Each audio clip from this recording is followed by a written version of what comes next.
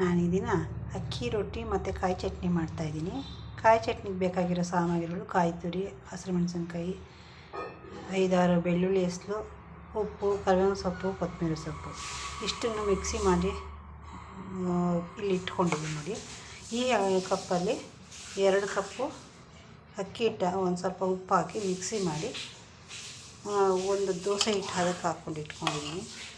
ಇದನ್ನ ಅಕ್ಕಿ ರೊಟ್ಟಿ ಅಂತ ಮಾಡ್ಕೊಳ್ಳೋಕ್ಕೆ ಈ ಹದದಲ್ಲಿದ್ದರೆ ಸಾಕು.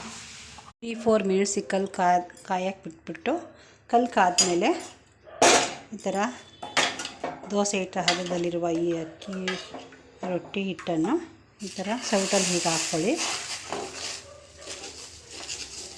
ತೆಳುವಾಗಿರುವ ಗರಿಗರಿಯಾಗಿರುವ ರೊಟ್ಟಿ ಸವಿಯಲು ಸಿದ್ಧವಾಗಿದೆ.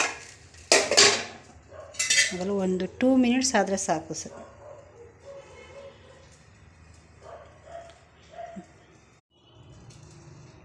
ಈಗ ರೊಟ್ಟಿ ರೆಡಿಯಾಗಿದೆ. ಆದಮೇಲೆ ಕಾಯಿ ಚಟ್ನಿ ಮತ್ತು ತುಪ್ಪ ಹಾಕ್ಕೊಂಡು ತಿಂತಾಯಿದ್ರೆ ಅದ್ರ ರುಚಿನೇ ಹಾಕ್ಕೊಂಡು ತಿಂತಾಯಿದ್ರೆ ತುಂಬ ರುಚಿಕರವಾಗಿರುತ್ತೆ.